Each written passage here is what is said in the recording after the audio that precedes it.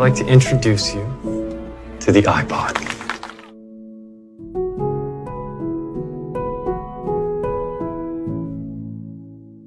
Film ini berjudul Jobs. Yap, ini adalah film kisah nyata dari seorang tokoh revolusioner bernama Steve Jobs. Mungkin banyak dari kita yang seumur hidup cuman pakai Android aja dan belum pernah beli iPhone sama sekali. Tapi sesuka-sukanya kita sama Android, pasti kalau ditanya bagusan mana Android sama iOS, pasti kita semua bakalan jawab iOS ya teman-teman. Bisa dibilang pakai iPhone yang RAM-nya cuma 2GB aja, lancarnya sama kayak Android RAM 4GB ya guys. Hal-hal kecil kayak gitu aja kadang ngebuat saya mikir kok bisa beda banget. Dan sewaktu saya habis nonton film Jobs ini, barulah saya tahu bahwa ada sesuatu yang spesial di dalam Apple. Oke, langsung aja kita mulai filmnya. Di awal film diceritakan bahwa Steve Jobs adalah anak kuliahan yang mendapat beasiswa karena kepintarannya. Dia bisa dibilang cukup terkenal di mata para dosen karena kejeniusannya. Tapi sayangnya, Steve Jobs ini adalah anak yang suka banget kebebasan dan gak mau diatur nih guys. Dia jarang banget mandi, tidur di mana aja, kemana-mana nyeker, rambut berantakan, badannya yang bau, narkoba, seks bebas, pesta, dan lain sebagainya. Dan sampailah di saat dimana dia pergi sama temennya yang bernama Daniel ke India. Nah di India itu dia tujuannya cuma mau nyari jati diri aja nih guys. Karena dia ngerasa hidupnya nggak punya tujuan. Dia selalu ngerasa kosong dan dia juga selalu nangis kalau inget dulu waktu dia bayi, dia dibuang sama orang tua kandungnya sendiri. Dan dia pun sekarang diasuh oleh orang tua angkatnya. Di India ini dia hanya ingin bertemu dengan seorang biksu buat nuntun dia nyari kedamaian. Si biksu itu pun bilang bahwa kesederhanaan akan melepaskan kita dari dunia yang rumit. Dan Steve pun terus-menerus memikirkan perkataan dari biksu itu. Singkat cerita, Steve pun pulang dan setelah pulang itu dia pun berhenti menggunakan narkoba, dia pun berhenti kuliah, lalu bekerja di sebuah perusahaan pembuat game. Nah di perusahaan itu Steve memegang sebuah project game nih teman-teman. Tapi teknisinya nggak bisa ngikutin apa yang Steve mau. Steve maunya game yang berwarna, tapi teknisinya kekeh sama hitam putih aja. Steve pun kesal karena nggak ada seorang pun yang ngerti apa maunya dia. Nggak ada yang paham sama kreativitas di otaknya si Steve. Dan kepala kantor pun datang, lalu bilang ke Steve bahwa semua orang yang pernah kerja sama Steve pada ngeluh semua nih guys, karena permintaan si Steve ini yang selalu aneh-aneh. Akhirnya si Steve pun bilang ke kepala kantor itu bahwa dia mau sebuah project game baru dan dia bakal ngerjain sendiri project itu dan dia berjanji bakalan bikin sebuah game terbaik sepanjang sejarah yang pernah perusahaan itu buat. Akhirnya Steve pun menghubungi sahabatnya yang bernama Woz untuk membantunya membuat game itu. Dan setelah malam itu, akhirnya jadilah sebuah game bernama Breakout.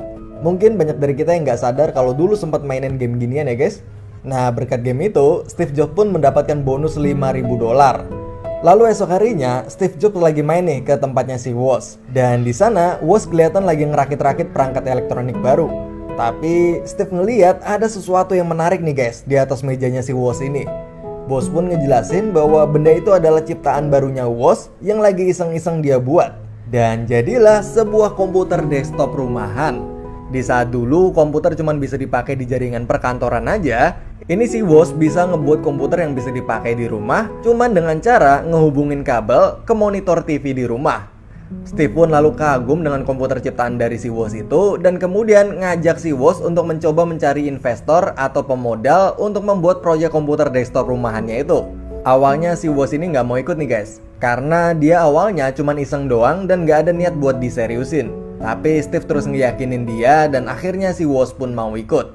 Nah di perjalanan mencari investor itu mereka berdua saling berdiskusi untuk menentukan nama yang cocok untuk komputer itu. Dari mulai nama Enterprise Computers. No. Then Phaser Beam Computers. No. dan beberapa nama lainnya. Akhirnya Steve pun kepikiran sebuah nama yang simpel dan melambangkan kreativitas, yaitu Apple. Yap, kata Apple itu melambangkan buah dari kreativitas. Namun sesampainya di komunitas para investor itu, hasilnya ternyata nihil nih guys. Gak ada satu investor pun yang tertarik dengan komputernya si Steve dan Woz itu. Tapi saat mau pulang, ada seorang pemilik toko komputer yang tertarik dan kemudian menawarkan ke Steve sebuah kerjasama.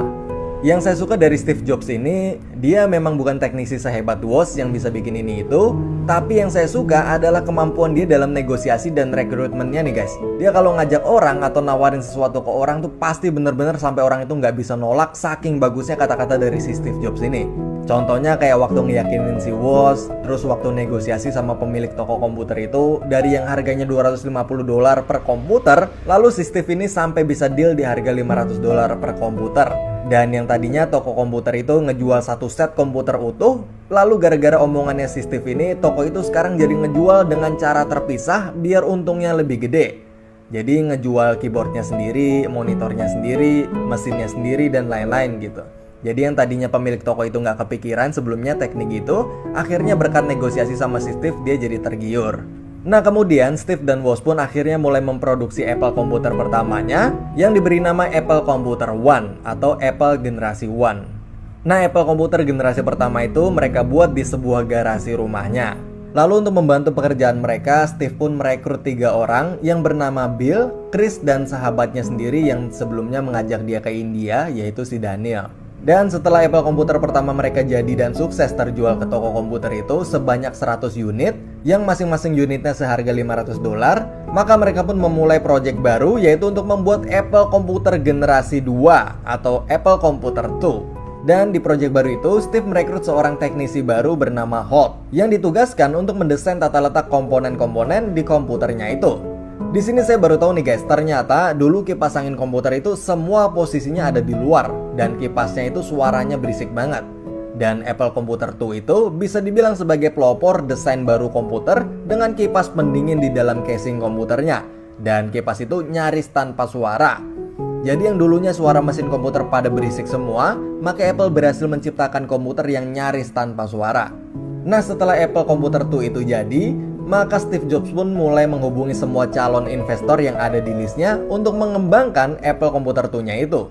Namun, semua panggilan telepon dari Steve ditolak nih guys. Tidak ada satu investor pun yang mau. Karena mungkin di waktu itu bisa dibilang bisnis komputer rumahan masih kurang populer dibandingkan dengan komputer perkantoran. Dan karena semua telepon dari Steve itu ditolak, dan saat Steve sedang stres itu pun, tiba-tiba datanglah seorang calon investor bernama Mike.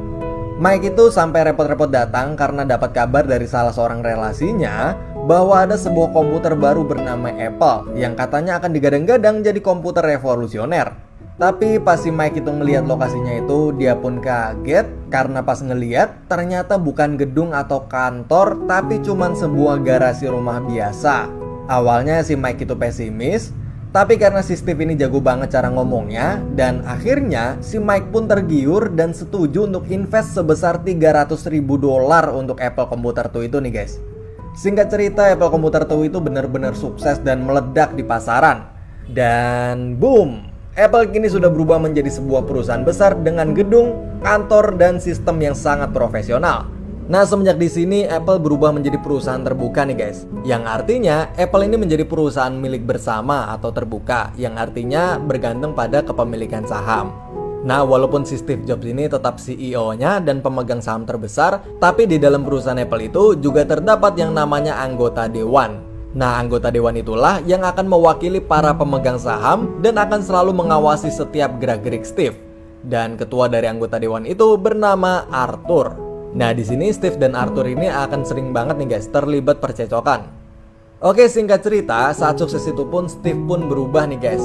Dari sifat, sikap, dan lain sebagainya. Dia udah gak punya waktu lagi buat sekedar nyapa temennya sendiri, yaitu si Woz, Bill, Chris, Daniel, dan Holt yang di awal ngerintis Apple bareng-bareng sama dia. Steve bahkan gak memberikan hak saham Apple sepeser pun untuk Bill, Daniel, dan Chris, serta menganggap bahwa sekarang Apple udah punya banyak teknisi lain yang lebih hebat dari mereka semua. Steve pun juga kalau lagi marah, sekarang jadi gampang banget buat mencat karyawannya. Sampai puncaknya, saat pacarnya Steve mengaku hamil dan mengandung anaknya Steve, maka Steve pun gak percaya dan gak mau bertanggung jawab sama sekali, dan justru malah mengusir pacarnya itu. Dia gak mau ngakuin kalau itu adalah anaknya. Mungkin di sini Steve masih trauma karena dulu dia juga gak diakuin sebagai anak sama orang tua kandungnya. Tapi tanpa sadar, si Steve ini justru malah ngelakuin hal yang sama ke anak kandungnya sendiri. Pokoknya si Steve ini sekarang udah bener-bener berubah semenjak sukses ini nih guys.